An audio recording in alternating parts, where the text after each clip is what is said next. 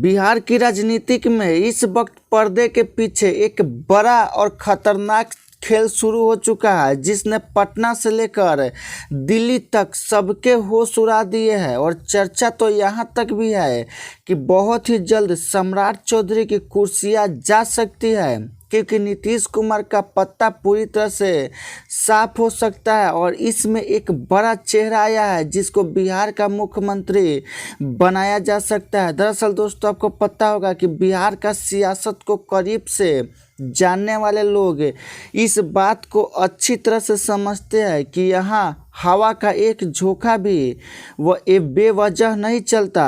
अंदर खाने से जो खबरें बाहर आ रही है वह वाकई बेहद हैरान करने वाली है। दावों की माने तो बीजेपी के शीर्ष नेतृत्व में एक बड़ी खिचड़ी पक रही है, जिसके केंद्र में कोई और नहीं बल्कि विजय कुमार सिन्हा है। कहा जा रहा है कि बीजेपी राज्य में अपनी पकड़ को बिल्कुल नए सिरे से मजबूत करना चाहती है, और इसके लिए वह एक ऐसा दांव खेलने को तैयार है जिसकी कल्पना शायद खुद उनके सहयोगियों ने भी नहीं की होगी। लेकिन इस पूरे समीकरण में सबसे बड़ा सवाल उठता है कि अगर विजय कुमार सिन्हा को मुख्यमंत्री की कुर्सी सौंपी जाती है तो वर्तमान मुख्यमंत्री सम्राट चौधरी का क्या होगा? क्या उन्हें किसी बड़ी राष्ट्रीय भूमिका में भेजा जाएगा, या फिर यह सब कुछ इतनी खामोशी से होगा कि किसी को संभलने का मौका तक नहीं मिलेगा? राजनीति के जानकार बताते हैं कि सम्राट चौधरी ने जिस तरह से अपनी एक मजबूत छवि रखी है, उसके बाद उससे पद से हटाना किसी के लिए मुश्किल नहीं है। लेकिन विजय कुमार सिन्हा को लेकर इस बड़ी खबर ने पूरे देश को सोचने पर मजबूर कर दिया है।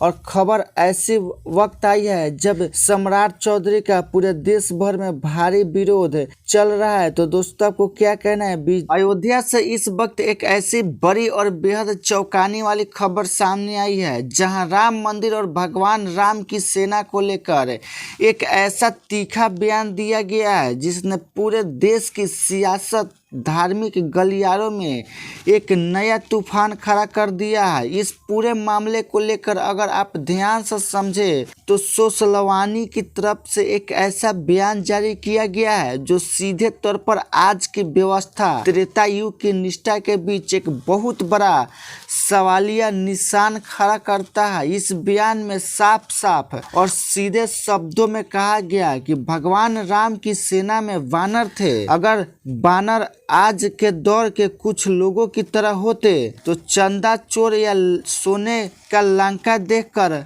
वह बहल जाते और रावण कभी नहीं हार जाता, क्योंकि राम की पूरी सेना लालच में आकर रावण की तरफ हो जाती। इस बयान के आने से पूरे अयोध्या की राजनीति में सन्नाटा छाया हुआ है, क्योंकि इसमें सीधे तौर पर राम मंदिर के नाम पर होने वाली राजनीतिक और चंदे के खेल पर अरबों रुपए और करोड़ों रुपए के घोटाला का भंडार फूटा हुआ है।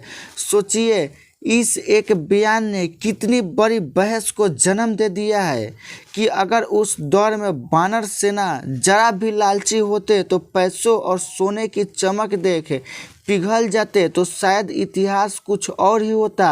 रावण को हरा पाना कभी मुमकिन ही नहीं हो पाता, लेकिन उन वानरों की निष्ठा निस्वार्थ थी, उसमें कोई लालच नहीं था। और यही वजह थी कि उन्होंने सोने की लंका के वैभव को लात मारकर मर्यादा पुरुषोत्तम राम का साथ दिया। और इसी बात को ढाल बनाकर सोलवानी ने इस लोगों पर निशाना साधा है जो धर्म के नाम और राम के नाम पर अपनी जेब भरते हैं और राम मंदिर से करोड़ों रुपए घोटाला करके डकार भी नहीं लेते हैं। इस बयान से पूरे देश में बवाल मचा हुआ है। तो दोस्तों, आपको क्या कहना है? कमेंट में ज़रूर बताएं।